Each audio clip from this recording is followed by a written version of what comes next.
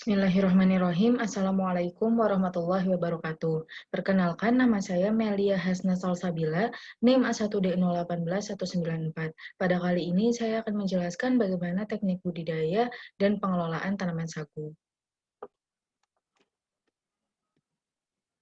Yang pertama yaitu latar belakang. Tanaman sagu merupakan tanaman asli dari Asia Tenggara. Penyebarannya meliputi Melanesia Barat sampai India Timur, dan dari Mindanao Utara sampai Pulau Jawa dan Nusa Tenggara bagian selatan. Tanaman sagu termasuk tanaman pangan yang digunakan sebagai sumber karbohidrat bagi masyarakat Indonesia, khususnya di wilayah bagian timur Indonesia. Indonesia memiliki 1,25 juta hektar lahan sagu, dan termasuk 50% dari lahan sagu dunia yang luasnya yaitu 2,5 juta hektar. Dan 90% dari jumlah tersebut atau sekitar 1.015 juta hektar berkembang di Provinsi Papua dan Maluku. Produksi sagu nasional dapat ditingkatkan dengan melakukan perluasan penanaman sagu di wilayah-wilayah potensial. Sejalan dengan berkembangnya teknologi, pemanfaatan tepung sagu semakin meningkat dan dikhawatirkan eksploitasi sagu semakin meningkat. Kegiatan eksploitasi yang tidak diimbangi dengan pemulihan populasi melalui penanaman baru dapat mengakibatkan produksi yang tidak berkelanjutan. Saat ini pemulihan sagu terjadi secara alami dan berjalan sangat lambat, sehingga populasi semakin menurun dan terjadi kerusakan lingkungan akibat eksploitasi secara besar-besaran. Permasalahan tersebut dapat diatasi dengan cara mengetahui dan memperhatikan teknik budidaya yang baik dan benar untuk tanaman sagu. Tanaman sagu akan tumbuh dengan baik dan mendapatkan hasil pati yang banyak jika dalam pengelolaan budidaya sagu dilakukan pemeliharaan tanaman sagu dan tata kelola air. Sebagai upaya untuk meningkatkan potensi tanaman sagu, utamanya dalam hal produktivitas, maka pengetahuan akan tindakan budidaya tersebut meliputi pengadaan bahan tanaman, persiapan tanam, pemeliharaan tanaman, pengendalian hama penyakit tanaman, dan kegiatan panen dan pengelolaan pasca panen harus ditingkatkan. Pada kali ini saya akan menjelaskan yang pertama itu taksonomi dan morfologi tanaman sagu, yang kedua arti penting tanaman sagu, yang ketiga fase pertumbuhan dan karakter fisiologi tanaman sagu, yang keempat cara tumbuh tanaman sagu, dan yang terakhir yaitu teknik budidaya tanaman sagu. Yang pertama yaitu taksonomi dan morfologi tanaman sagu. Tanaman sagu dengan bahasa Latin Metroxylon sagu yang berarti tanaman yang menyimpan pati pada batangnya. Kata metro artinya empulur, kata silon artinya silem, dan kata sagu artinya pati. Menurut Citro Supomo, klasifikasi nama ilmiah atau taksonomi sagu adalah sebagai berikut. Kingdom Plantae, divisi Spermatophyta, subdivisi Angiospermae, kelas Monocotyledonae, ordo Arecales, famili Arecaceae, subfamili Calamoideae, genus Metroxylon, dan spesies Metroxylon sagu. Selanjutnya yaitu karakter morfologi tanaman sagu. Karakter morfologi tanaman sagu dapat dilihat dari batang, daun, bunga, dan akar. Yang pertama yaitu batang. Batang merupakan bagian yang terpenting dari tanaman sagu. Batang tanaman sagu adalah tempat untuk menyimpan cadangan makanan berupa karbohidrat. Batang tanaman sagu berbentuk silinder dengan kulit luar yang keras dan bagian dalam berupa empulur yang mengandung serat-serat dan pati. Tebal kulit luar yang keras sekitar 3-5 cm dan bagian tersebut sering digunakan sebagai bahan bangunan di daerah Maluku. Diameter batang tanaman sagu pada bagian bawah lebih besar dibandingkan dengan diameter bagian atas. Tumbuhan sagu memiliki batang tertinggi apabila telah sampai pada umur panen yakni 11 tahun atau lebih. Pada masa itu, tinggi pohon sagu telah mencapai 13-16 meter, tetapi ada pula yang dapat mencapai 20 meter dengan bobot sekitar 1 ton. Variasi tinggi batang sagu sangat tergantung pada jenis dan pengaruh kondisi lingkungan tumbuh. Apabila kondisi lingkungan tumbuh yang baik, dalam arti tanahnya subur, kandungan air cukup, maka tanaman sagu memiliki ukuran yang lebih tinggi dibandingkan dengan kondisi lingkungan yang kurang baik. Batang tanaman sagu memiliki lapisan kulit luar dan lapisan kulit dalam. Lapisan kulit paling luar berupa lapisan sisa-sisa pelepah daun sagu yang terlepas, sehingga yang terlihat hanya lapisan kulit tipis pembungkus kulit dalam yang keras. Serat dan empulur pada sagu muda banyak mengandung air, sedangkan pada sagu dewasa sampai umur panen, empulur dan serat sudah mulai kering dan keras. Selanjutnya adalah daun. Tanaman sagu mempunyai daun yang menyirip menyerupai daun kelapa yang tumbuh pada tangkai daun. Daun sagu berbentuk memanjang, agak lebar, dan berinduk tulang daun di tengah. Tanaman sagu dewasa memiliki 18 tangkai daun dengan panjang 60-180 cm dan lebar sekitar 5 cm. Daun sagu muda pada umumnya berwarna hijau muda yang berangsur-angsur berubah menjadi hijau tua, kemudian berubah lagi menjadi coklat kemerah-merahan apabila sudah tua. Tangkai daun yang sudah tua akan lepas dari batang dan meninggalkan bekas. Pada pucuk tanaman sagu yang telah berbunga terdapat bunga jantan dan betina. Selanjutnya yaitu bunga. Bunga sagu tersusun dalam manggar secara rapat, berukuran kecil-kecil, warnanya putih, berbentuk seperti bunga kelapa jantan dan tidak berbau. Tanaman sagu berbunga dan berbuah pada umur 10-15 tahun, bergantung pada jenis dan kondisi pertumbuhannya. Bunga tanaman sagu merupakan bunga majemuk yang keluar dari ujung batang sagu, berwarna merah kecoklat-coklatan seperti karat. Bunga jantan mengeluarkan tepung sari sebelum bunga betina terbuka, sehingga dapat disimpulkan bahwa penyerbukan terjadi secara silang. Maka jika tumbuh secara soliter atau sendiri, jarang sekali berhasil membentuk buah. Putik pada bunga betina mengandung 3 sel induk telur, tetapi hanya satu yang keluar membentuk kecambah. 2 induk telur lainnya bersifat rudimenter. Selanjutnya adalah akar. Bagian akar tumbuhan sagu merupakan akar serabut dan terbagi menjadi dua bagian, yaitu akar primer dan akar sekunder. Sebelum pembentukan batang, akar sagu memanjang secara horizontal, dan setelah batang terbentuk, akar sagu memanjang secara vertikal. Akar kecil yang berdiameter kurang dari 2 mm, sebagian besar terkonsentrasi di permukaan, sedangkan akar besar yang berdiameter lebih dari 2 mm terkonsentrasi di tanah. Berikut adalah gambar-gambar dari bagian tanaman sagu. Ini adalah bunga, ini adalah akar, ini adalah daun, dan ini batang. Yang kedua yaitu arti penting tanaman sagu. Tanaman sagu bermanfaat bagi berbagai bidang. Yang pertama yaitu sebagai bahan makanan. Tanaman sagu berfungsi sebagai sumber karbohidrat yang dapat diolah menjadi papeda dan juga dapat diolah menjadi camilan seperti bagea, ongol-ongol, kue bangkit, juga dapat dibuat soun untuk bahan soto. Yang kedua yaitu untuk bangunan. Pelepah pohon sagu ketika umur 1-3 tahun digunakan sebagai tali-tali. Pada umur 4-5 tahun pelepahnya digunakan untuk dinding rumah.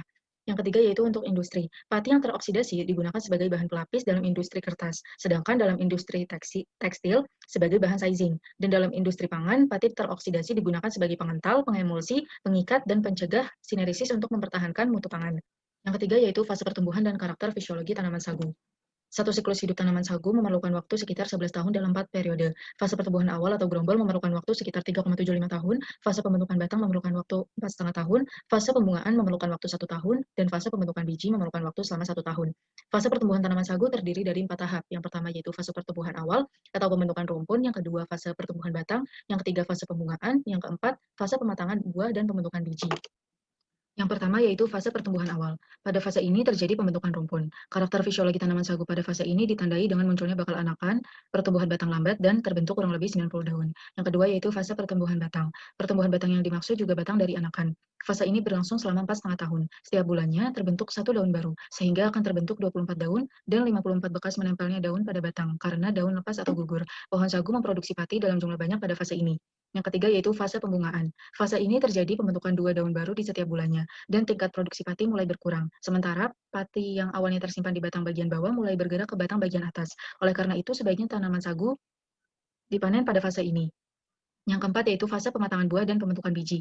Fase ini terjadi apabila pemanenan pohon sagu ditunda. Fase ini merupakan fase alami untuk membentuk bunga, buah, dan biji. Pada fase ini, kandungan pati dalam batang menurun, dan pohon akan mati karena tidak dimanfaatkan untuk keperluan manusia. Pohon sagu menyimpan pati sebagai energi hanya untuk memproduksi bunga dan buah. Setelah bunga dan buah terbentuk, energinya terkuras dan batangnya membusuk. Anakan yang sudah besar di dalam rumpun yang sama akan menggantikan batang yang busuk tersebut. Yang kelima yaitu teknik budidaya tanaman sagu. Yang pertama adalah persiapan lahan. Lahan penanaman tanaman sagu dibersihkan dari semua vegetasi di bawah diameter 30 cm dekat permukaan tanah dan semua pohon yang tinggal. Selanjutnya dibuat bedengan dengan cara blok. Ukuran blok sekitar 400 x 400 meter. Jadi satu blok luasnya 16 hektar. Biasanya di tengah-tengah blok dibangun kanal tersier. Kanal yang harus dibangun ada 3 macam, yaitu kanal utama, kanal sekunder, dan kanal tersier. Saluran drainase lebarnya 0,75 sampai 1 meter. Pengaturan jarak tanam penting dilakukan ketika budidaya tanaman sagu. Tanaman sagu umumnya ditanam dengan jarak yang bervariasi, mulai dari 8 meter hingga 10 meter, dengan sistem tanam segi 4. Jika memungkinkan, jenis sagu yang berbeda ditanam terpisah, membentuk blok pertanaman yang berukuran tertentu, misalnya 1 hektar. Yang kedua adalah pembibitan dan penanaman. Pembibitan tanaman sagu dilakukan dengan 2 cara, yaitu menggunakan bahan generatif dan bahan vegetatif. Pembibitan dengan bahan vegetatif lebih sering digunakan oleh petani, karena lebih cepat tumbuh dibandingkan dengan menggunakan bahan generatif atau biji, karena biji sangat sulit tumbuh dan juga sering terserang hama penyakit. Perbanyakan vegetatif hanya menggunakan tunas gantung atau menempel. Tunas tempel dipilih karena pada waktu pengambilan tidak memerlukan keterampilan khusus, serta memiliki keberhasilan tumbuh yang baik. Tinggi bibit yang diambil hanya berukuran antara 50-60 cm dengan ukuran diameter 13 cm dan jumlah pelepah sebanyak 4-6 pelepah. Proses pengambilan bibit sagu berupa tunas tempel dilakukan dengan cara pelepah maupun duri-duri pada tunas dibersihkan dan dilakukan pemotongan pangkal bibit yang melekat pada pohon induk secara hati-hati dengan arah tegak lurus ke permukaan tanah ke arah bagian dalam kulit batang pohon induk. Bekas pemotongan diusahakan serata mungkin agar tidak terjadi kerusakan pada bibit. Yang kedua adalah penanaman. Bibit sagu yang sudah diambil lalu ditanam pada lubang dengan ukuran 30 x 30 x 30 cm. Bibit yang ditanam sebaiknya diberi penahan dari gaba-gaba atau tulang daun dan diletakkan menyilang di bagian depan dari batang bibit setelah ditimbun dengan tanah sebatas leher bibit. Lubang tanaman tersebut jangan terlalu besar dan dalam, tetapi cukup untuk memasukkan anakan sagu yang digunakan sebagai bibit. Lubang ditimbun pada batas yang kelak akan keluar akar-akar sagu. Yang ketiga yaitu pemeliharaan. Kegiatan pemeliharaan terdiri dari pengendalian gulma, penjarangan dan penyulaman, penyiangan, pemupukan, dan pengendalian hama dan penyakit. Yang pertama adalah pengendalian gulma. Pengendalian gulma berguna untuk memperkecil kompetisi hara, juga menghilangkan inang bagi OPT. Pengendalian gulma pada lahan tanaman sagu dapat dilakukan dengan cara mekanis atau pembebatan, atau juga dapat menggunakan herbisida. Pengendalian gulma dilakukan sesuai pengamatan di lapangan. Sebaiknya rutin dilakukan 3-4 kali dalam 1 tahun. Yang kedua yaitu penjarangan dan penyulaman. Penyulaman lebih baik dilakukan setiap waktu agar tidak terjadi kekosongan pada lahan. Penyulaman dapat dilakukan dengan menggunakan bibit cadangan yang sudah ditanam di lahan bersamaan dengan waktu tanam pada salah satu ujung barisan tanaman. Penyulaman dapat dilakukan sampai umur 3 tahun. Selanjutnya adalah penyiangan. Penyiangan gulma dilakukan pada tanaman sagu muda yang berumur 3-5 tahun, karena pada umur ini tanaman sagu rawan terhadap serangan hama. Gulma juga akan memperbesar peluang terjadinya kebakaran kebun. Penyiangan dilakukan dengan menggunakan tangan, sabit, parang, cangkul, dan alat pertanian lainnya. Gulma dikomposkan, tetapi gulma yang menjadi tempat berkembang serangga vektor dibakar dan abunya dijadikan pupuk. Selanjutnya adalah pemupukan. Tanaman sagu membutuhkan unsur hara kalsium, kalium, dan magnesium untuk pertumbuhannya. Cara pemupukan yaitu dengan membenamkan pupuk ke dalam tanah agar tidak terbawa air sebelum terabsorpsi oleh akar tanaman, terutama pada lahan yang berada di daerah rawa atau dataran rendah dan pasang surut, yang sering terjadi luapan air. Pemupukan dilakukan secara melingkar di sekeliling rumpun atau secara lokal di dua sisi rumpun pada jarak sejauh pertengahan antara ujung tajuk dengan pohon atau rumpun sagu.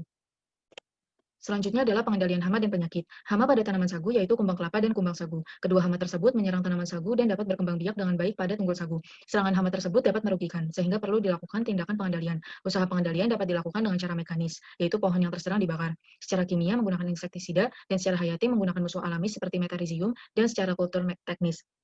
Penyakit yang menyerang tanaman sagu adalah bercak kering yang disebabkan oleh cendawan Cercospora. Gejala penyakit ini yaitu terdapat bercak coklat pada daun dan dapat mengakibatkan seluruh daun menjadi kering atau berlubang. Apabila serangan cukup berat, kanopi tanaman dapat runtuh. Pengendalian penyakit secara khusus belum ada, namun dapat digunakan fungisida serta sanitasi lingkungan. Selanjutnya adalah kegiatan panen dan pasca panen. Tanaman sagu yang siap panen yaitu yang memiliki tinggi 10-15 meter, berdiameter 60-70 meter, tebal kulit luar 10 cm, dan tebal batang yang mengandung sagu 50-60 cm. Ciri-ciri sagu yang siap panen yaitu yang pelepah daunnya sudah menjadi pendek, kuncup bunga mulai nampak, dan pucuk pohon mendatar. Selain dilihat dari ciri morfologinya, perlu dilakukan pengetesan empulur dari batang pohon sagu. Perlakuan tersebut dilakukan untuk mengetahui tingkat kematangan pohon sagu yang akan diambil empulurnya. Tingkat kematangan ini sangat penting karena berhubungan dengan kandungan aci sagu atau volume aci sagu. Proses pemanenan dan pasca panen tanaman sagu dilakukan dengan beberapa tahap, yaitu yang pertama, pembersihan areal pohon sagu siap panen. Sebelum dilakukan penebangan, areal di sekeliling pohon dibersihkan dari vegetasi yang menghalangi ruang gerak, dan juga pembersihan lumut pada bagian pangkal batang sagu. Yang kedua yaitu pembersihan air untuk pemerasan empulur. Sebelum pemerasan empulur, terlebih dahulu dilakukan pembersihan di sekitar areal yang dijadikan lokasi pemerasan, termasuk air yang akan digunakan, supaya pada waktu ekstraksi, air yang digunakan sudah menjadi bersih. Yang ketiga yaitu penebangan. Pohon sagu siap panen lebih baik ditebang setinggi kurang lebih 50-100 cm dari dasar pohon, tergantung keadaan topografi. Penentuan arah rebah pohon sagu dapat dilakukan dengan membuat takik rebah dan takik balas. Yang keempat yaitu pembuatan tempat pemerasan empulur dan tempat penampung aci sagu. Bahan yang digunakan untuk membuat tempat penampungan aci dan tempat pemerasan terdiri dari pelepah daun sagu. Peralatan yang digunakan dalam kegiatan ini terdiri dari parang serta paku dan palu. Yang kelima yaitu pembelahan batang dan pengupasan kulit. Bagian batang sagu dibelah menjadi dua bagian. Bagian yang dibelah hanya pada pangkal batang sagu dengan panjang kurang lebih 1 meter untuk ditokokan. Hal ini dilakukan karena empulur pada bagian pangkal batang sagu cukup keras dan berdiameter lebih besar dibandingkan dengan bagian batang sagu tengah dan ujung. Bagian batang sagu lainnya hanya dilakukan pengupasan pada bagian kulit batang sagu, lalu empulurnya ditokok. Pengupasan dilakukan bertahap, sepanjang kurang lebih 1 meter untuk ditokok. Yang keenam yaitu penokokan atau ekstraksi. Cara menokok sagu dilakukan dengan posisi duduk di atas belahan sagu searah belahan batang sagu, sambil mengayunkan alat penokok ke arah empulur sagu secara berulang kali sehingga empulurnya terpotong atau hancur. Yang ketujuh adalah pemerasan. Pemerasan empulur sagu adalah kegiatan atau usaha yang dilakukan dengan mencampurkan remah empulur dengan air, lalu diremas-remas, serta ditapis dengan kain untuk memisahkan atau menghasilkan aci sagu.